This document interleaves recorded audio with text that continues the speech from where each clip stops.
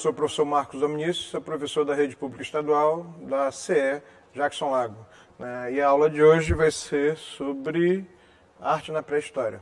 Eu tive a assessoria da minha amiga pessoal e colega, a professora Ceissa Pinto, da CE Santa Teresa, e a gente entrou num acordo de colocar um assunto para o ensino médio específico, que é a base da história da arte. Então a gente vai falar especificamente sobre os períodos paleolíticos e neolíticos na história da arte.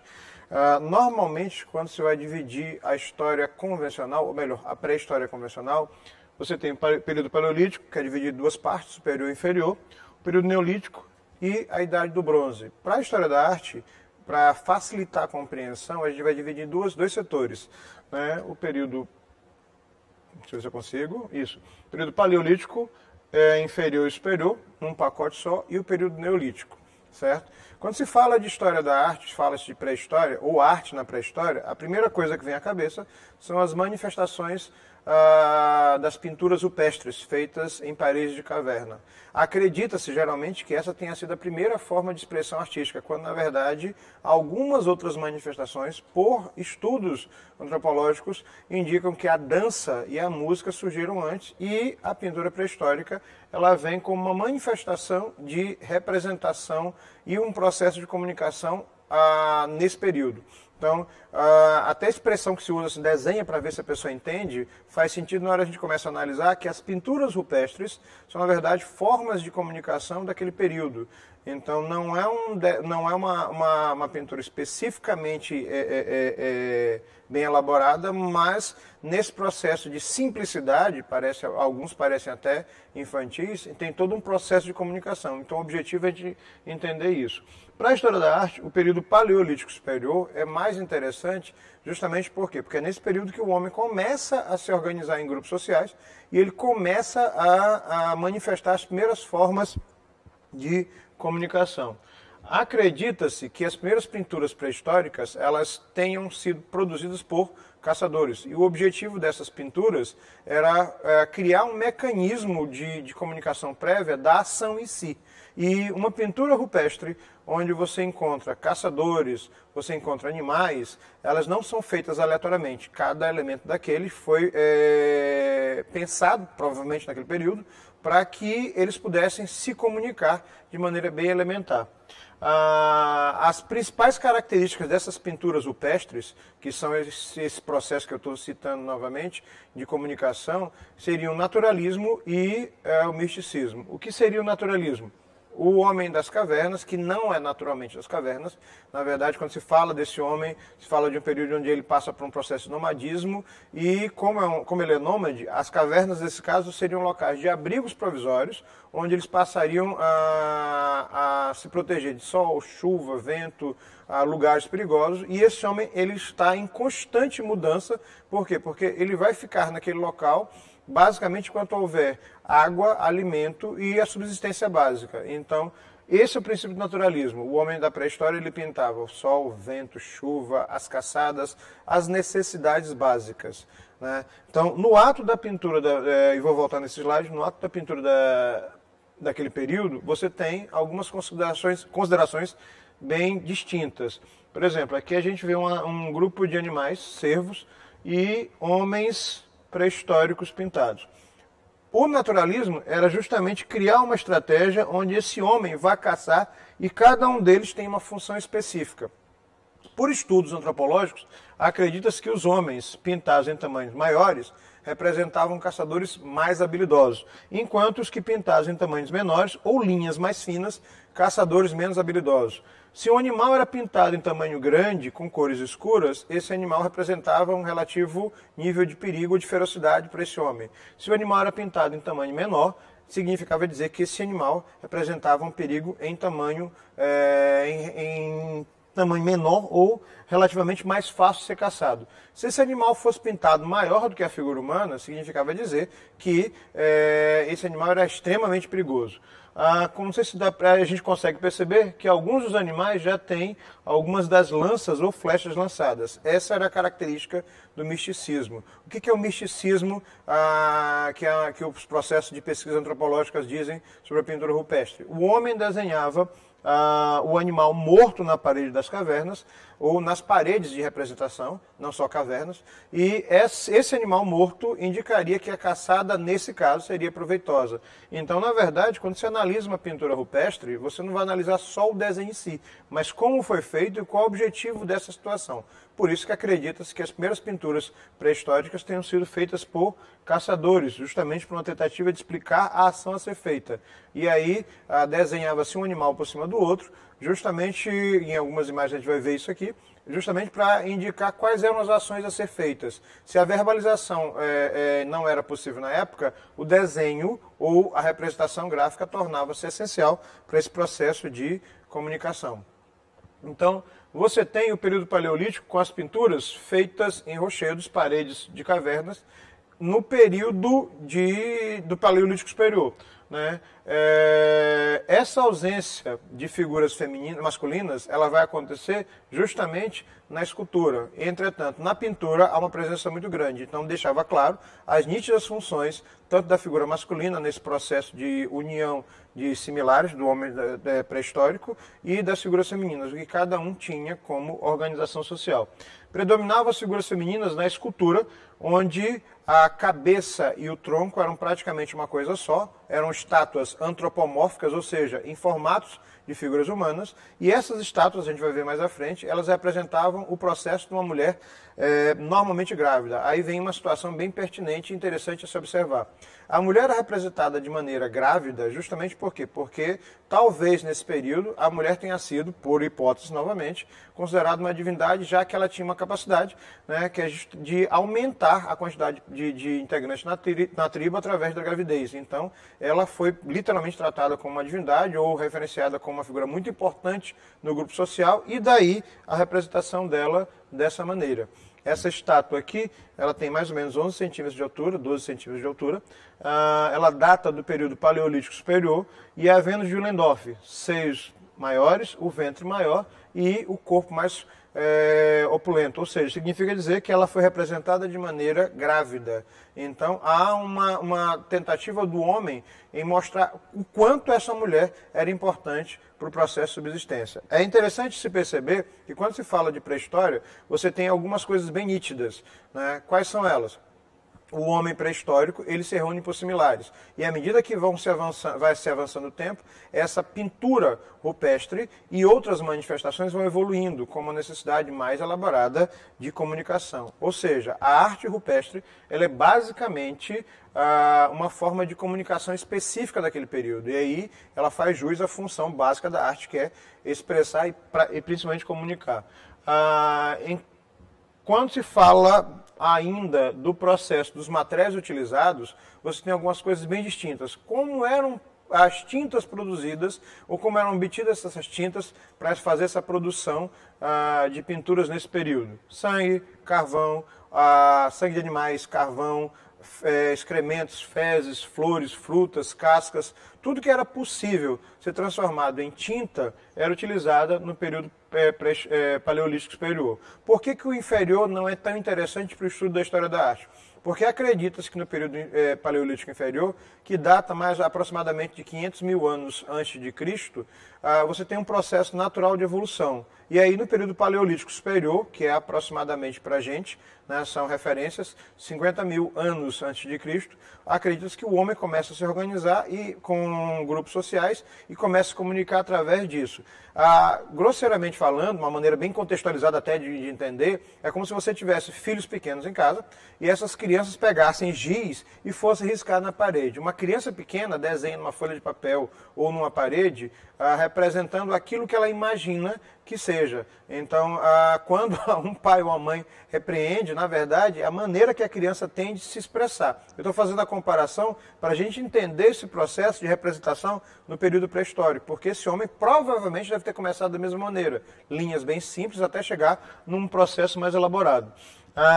que seria o processo de pinturas pré-históricas de maneira ritualística. E isso vai se estender, esse processo ritual vai se estender para as manifestações teatrais pré-históricas, para a música pré-histórica e para a dança pré-histórica que existiram, só que com outros contextos, não o que a gente conhece hoje em dia, mas que dá uma base para se entender e compreender o processo em si. Locais, Espanha e França, cavernas e paredes de cavernas e de locais de grutas nessas duas regiões, onde acredita-se também que a primeira manifestação de pintura pré-histórica foram as mãos negativas. O que seriam essas mãos negativas? Provavelmente um homem do período paleolítico superior colocou a mão sobre a caverna, sobre a parede da caverna e soprou a terra do solo dessa caverna sobre a mão. E aí ele consegue observar que ali ele vai representar a mão dele num sistema positivo e negativo.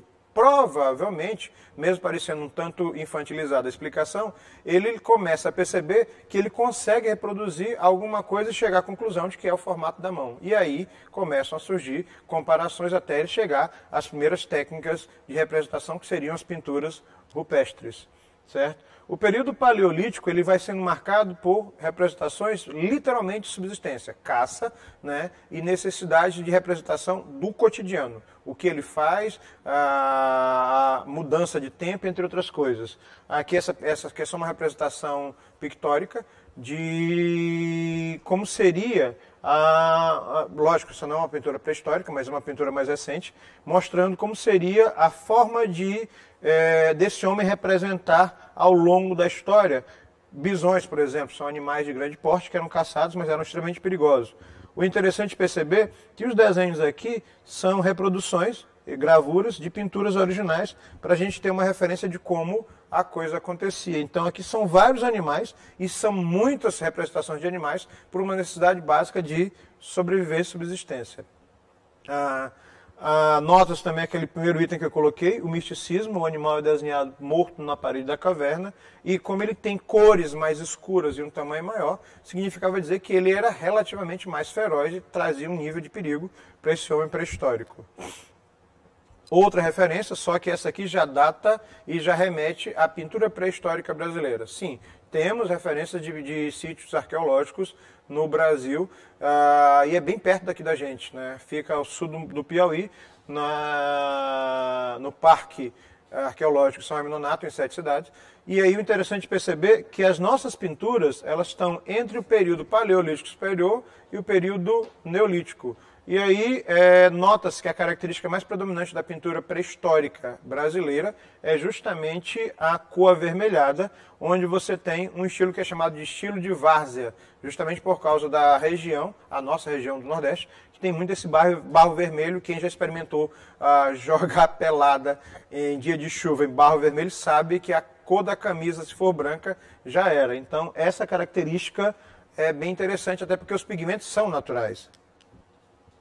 Mais um exemplo das pinturas pré-históricas brasileiras, né, de 7 cidades, aqui em São Raimundo Nonato, no Piauí, onde você percebe vários símbolos geométricos, já é uma característica do Neolítico, e ações sendo realizadas pelo homem pré-histórico. Ele passa não só do processo inicial de formação, de comunicação, mas também a representação do cotidiano, que vai sendo feito. Então, é uma representação quase documentada de tudo que é feito antes e depois, ou depois.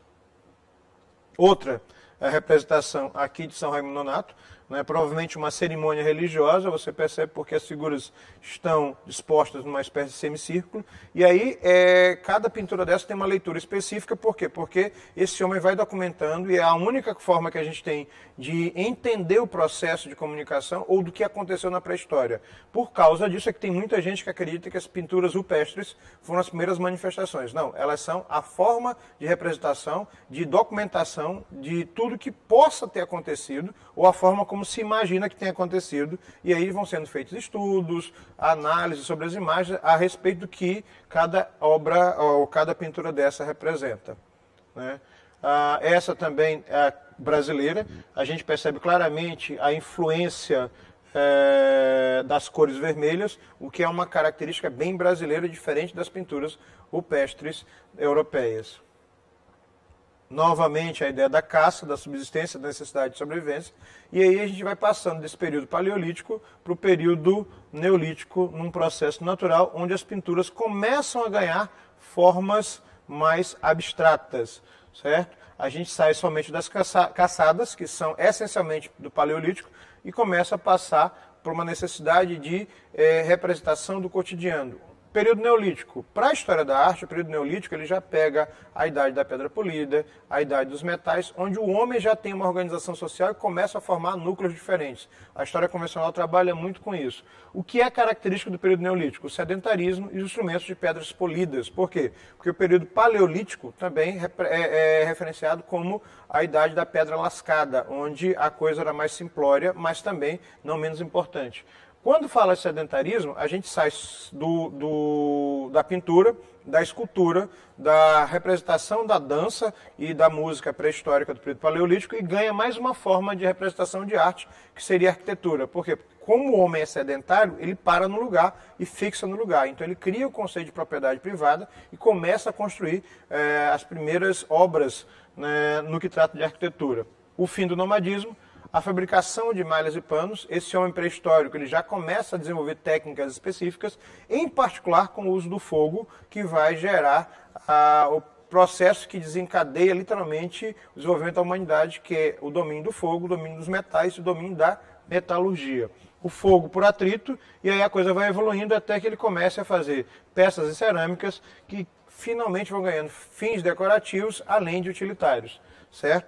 Essa característica, essa mudança social no aspecto do paleolítico para o neolítico, ele modifica muito a forma como toda a estrutura da arte é desenvolvida. A escrita pictográfica é naturalmente uma evolução da pintura rupestre. Mas o que seria essa escrita pictográfica? Ela, na verdade, é uma forma elementar e básica, talvez das primeiras formas de linguagens escritas, ou seja, as primeiras civilizações da antiguidade elas vão beber na fonte ou vão tirar dessa fonte aqui da escrita pictográfica, que é uma evolução natural da pintura rupestre. Como seria isso? Cada símbolo agora ele representa uma palavra, uma pessoa, uma coisa, um lugar e assim por diante. Essa escrita pictográfica ela é muito comum aqui no Brasil e em algumas regiões da Europa, ou seja, os símbolos começam a fazer sentido a partir da comparação que o homem desse período vai organizando. Essa escrita pictográfica ela tem como característica essencial geometria básica nos desenhos, uma abstração e as formas são mais simplificadas. Então ele não representa só caçadas como acontecia no período paleolítico. Ele começa a representar também o cotidiano antes, durante e depois do acontecido. As manifestações teatrais, elas pesam muito nesse período, e tudo que se sabe de formas de manifestações teatrais, né, são cerimônias simplórias, mas que se estendem até os dias de hoje, vão tendo influência nas religiões, nos mecanismos religiosos, mecanismos sociais das civilizações que vêm a seguir. A ação é representada depois do acontecido. As figuras são mais leves, mais ágeis e pequenas, ou seja, eu vou traduzir de uma maneira diferente. Então tem uma diferença entre a escrita pictográfica do período neolítico e a pintura rupestre do período paleolítico. Há uma representação de formas e ações do cotidiano, onde você tem a significação e ressignificação de danças, cerimônias religiosas e festas. Interessante perceber que quando você fala de danças, cerimônias religiosas e festas, algumas dessas cerimônias, como uma que eu mostrei ainda há pouco no slide, elas ainda resistem até hoje. Exemplo, danças circulares, cerimônias místicas em relação a deuses naturais. Mas o que seriam esses deuses naturais? Nós cultuamos ainda os deuses naturais até hoje. O interessante, não de maneira religiosa, mas de maneira intuitiva. Como assim? Né? Há um hábito muito grande, por exemplo, do brasileiro em parar e olhar o pôr do sol. Bom, quando você para, analisa e aprecia a beleza, você está fazendo uma relação que na pré-história era comum. Apreciar um elemento simplório, mas extremamente belo, como o pôr do sol, como algo maravilhoso. Então, essa referência ela vai se esticando, né, como manifestação teatral, onde você tem, literalmente, cerimônias que são reproduzidas. Exemplo, algumas tribos aborígenes, algumas tribos indígenas, algumas tribos de nativos americanos, foram reconhecidos através de cerimônias de danças circulares em relação à chuva, ao sol, à produção agrícola, né, ao excesso de produção agrícola. Ainda, por exemplo, se fazem festas hoje quando você tem um excesso de produção. Aqui em São Luís é muito comum, na segunda metade do ano, né, você ter uma festa específica, a Jussara. Então, por que se faz a festa Jussara? Por quê? Porque você tem um excesso de produção e divide, vende ou alguma coisa do tipo. Esse tipo de organização era inicialmente feito na pré-história. Tanto é que nos deuses que vêm civilizações a seguir, como Egito, Grécia e Roma, você tem um deus da fertilidade, um deus da agricultura, um deus do vinho, da uva, entre outras coisas. Por quê? Porque são cerimônias que eram feitas inicialmente na pré-história. Por exemplo, quando alguém faz aniversário, se parabeniza pela pessoa, a pessoa pelo aniversário. Se você levar em consideração o contexto da pré-história e de civilizações antigas, as pessoas não parabenizavam pelo aniversário, mas parabenizavam por ainda estar vivo, certo? Isso significa dizer que haviam muitas civilizações, inclusive o homem da pré-história, que fazia referência a deuses naturais, pedindo para que seus filhos conseguissem chegar até a fase adulta, ou seja, fertilidade, vida, vivência, entre outras coisas. O período neolítico ele marca uma coisa interessante. A escultura da mulher, que é feita em barro secado ao vento, ela passa a ser feita não só de pedra polida ou barro, né, mas também pedra lascada ou barro, mas também a pedra polida e os metais. Ou seja, o homem dá um salto gigantesco quando ele começa a dominar o processo de metalurgia, né, derreter esse metal, moldar esse metal e ganhar outra forma para ele e outra função. Então, essas esculturas em pedra, ossos e bronze passam por dois processos de metalurgia específicos, da forma de barro e o da cera perdida. O que é a forma de barro? Eu vou moldar com barro úmido um formato e derreter o metal e fazer a conformação desse metal nessa forma. Aí eu posso produzir capacetes, lanças, pontas de lança, objetos pontiagudos, entre outras coisas.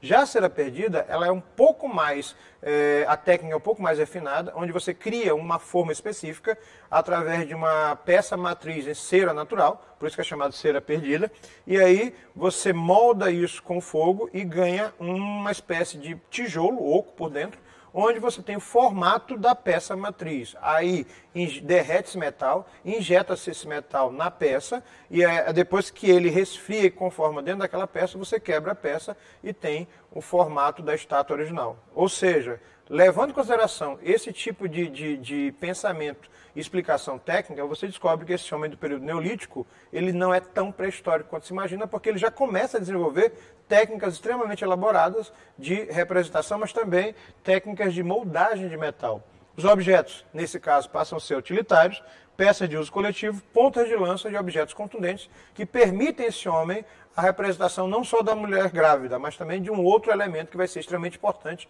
no período neolítico, que é o guerreiro, que é aquele que protege seu espaço, mas também possa atacar e ganhar mais espaço, né, que seria o princípio do crescimento das grandes civilizações. Aqui a gente tem, por exemplo, algumas referências de estátuas, de esculturas do período neolítico e paleolítico. E aí a maior parte delas remonta ao corpo feminino grávido, né? E aí você percebe o quanto essa mulher é importante, já que ela é um elemento extremamente forte na representação das esculturas. Né? Aqui nós temos uma Vênus. Elas eram chamadas dessa maneira justamente porque estudos recentes, não na pré-história, deixar claro isso, estudos recentes consideraram a Vênus, as esculturas do período pré-histórico como a Vênus, justamente porque a Vênus é a deusa romana que representa o amor e a beleza. Né? Nesse caso seria a reprodução em si. Então, mesmo que não pareça uma mulher como a gente conhece, ela apresenta o ventre grande, os seios maiores, e ela é feita em pedra polida. Você percebe já um acabamento mais refinado. Tanto essa quanto as esculturas de mulheres ou de guerreiros no período neolítico. Essas aqui já são em metal, com o processo da cera perdida. Então, a lapidação e polimento da pedra ou metal derretido até conformar e dar a ideia de guerreiros, onde ele protege a propriedade, mas ainda mantém a figura feminina como elemento importante do aumento do grupo social. Né? A arquitetura. No período neolítico, você tem o surgimento da arquitetura. Né? E aí, as construções mais fantásticas a se perceber se dão justamente nesse período. Mas o que trata a arquitetura neolítica? Ela é justamente feita com, como o nome diz, construções neolíticas com pedras megalíticas. Litos é uma palavra grega que significa pedra, neo, novo, então seria a nova pedra. Megalítico significa pedras gigantes. E aí você tem três tipos de construções bem distintas, né? Os menhires, os domes e os cronlecs. Os menhires são pedras gigantes, né, fincadas no chão, pedras com toneladas de peso, fincadas no chão, que são colocadas verticalmente. Os dolmens são pedras gigantes, duas com uma sobre elas, e aí a gente começa a perceber não só o absurdo dessa situação toda, como construir isso, para que servir isso aqui, como foi o processo de construção. Há um desenho animado antigo, que passava muito na nossa infância, chamado Os Flintstones, a gente lembra muito da casa dos Flintstones. É basicamente o mesmo sistema, uma pedra, duas pedras e uma terceira, e aí você tem a primeira forma de casa construída naquele período, né, assimilar uma caverna para garantir a segurança. Só que essas pedras ganham mais formatos, mais volumes e maiores tamanhos, e elas começam a chegar no que a gente chama de cronlecs, é a reunião de domes e menhires. O mais conhecido fica na Inglaterra e chama Stonehenge. 100 metros de diâmetro e alturas que variam entre 4 e 8 metros, com pedras que vão até 20, 30 toneladas, e a distância de onde elas foram retiradas é aproximadamente 30 quilômetros. Aí você se pergunta, como esse homem pré-histórico retirou essa pedra, como ele cortou essa pedra, como ele transportou essa pedra, como ele ergueu, como ele colocou uma outra por cima, né? Os meus alunos sempre costumam brincar que os alienígenas vieram e fizeram construções desse tipo. Não temos nenhuma base científica para isso. Para efeito de diversão é interessante, mas quando você começa a perceber, muita gente acreditava que essas pedras ou essas construções tinham sido feitas na Idade Média. O estudo do carbono no solo permitiu a identificação do período neolítico. Ou seja, a gente chega nisto aqui, na Stonehenge, na Inglaterra, que é uma construção gigantesca, com pedras gigantescas e com pesos maiores ainda. E a pergunta que não quer calar, como foi feito isso? Para que servia isso? Né? Quanto tempo, os alunos sempre perguntam, professor, quanto tempo ao homem ao pré-histórico do período neolítico? Né? Porque a gente está falando do período neolítico, a gente, meu Deus, o homem das cavernas. Não, não era das cavernas, já é no final da idade da pré-história, no final do período neolítico, mas mesmo assim é uma coisa fabulosa. Uma coisa interessante de se perceber, né, os círculos são concêntricos, ou seja, são círculos perfeitos, onde você tem o mesmo centro. Ao redor, as pedras maiores são domes, duas pedras verticais com uma horizontal sobre elas. As do meio, né, um círculo menor de domes e menhires, elas compunham a estrutura toda ao longo dos séculos. Algumas pedras foram perdidas, inclusive retiradas daí, mas o que é fabuloso é saber para que servia ou como isto foi construído. As hipóteses mais prováveis é que esse homem tenha retirado essas pedras em distâncias quilométricas do local onde foi construído isso, né? Tenha cortado essas pedras no lugar e levado essas pedras, deslizando elas em troncos que eram engordurados com gordura de animais que eram mortos. Fabricavam, olha só a loucura, fabricavam cordas através de fibras naturais e puxando e empurrando com distância de 20, 30 quilômetros, só para você ter uma noção, é como se a gente fosse daqui andando e puxando uma pedra até Bacabeiras. Alguns alunos meus dizem, professor, é falta do que fazer? Não, eles tinham que fazer, tanto que eles fizeram isso aqui. Não ri, que a coisa é séria, eu sei que tem gente rindo aí sobre isso. E levava-se até o local. Já levamos a pedra, agora o trabalho é colocar uma dessas pedras em pé, erguer sem, né? Então, só de falar a gente cansa um pouquinho. Segunda possibilidade, trouxe a pedra, escavou um buraco de aproximadamente, pela teoria da física básica, 1 metro, 2 metros de profundidade, 1,5 metro de profundidade no mínimo, para que ela se mantivesse em pé, fechou o buraco, colocou o outro e a terceira pedra em cima. Como fazer isso? Hipóteses prováveis, rampas com andaimes rústicos feitos de madeira, até erguer a primeira, alavancas de sistemas de tração animal e humana, depois colocou a primeira, a segunda, mais estruturas de andaimes no meio para colocar a terceira. A gente está falando de uma construção apenas. Agora falta colocar o resto do círculo de 100 metros.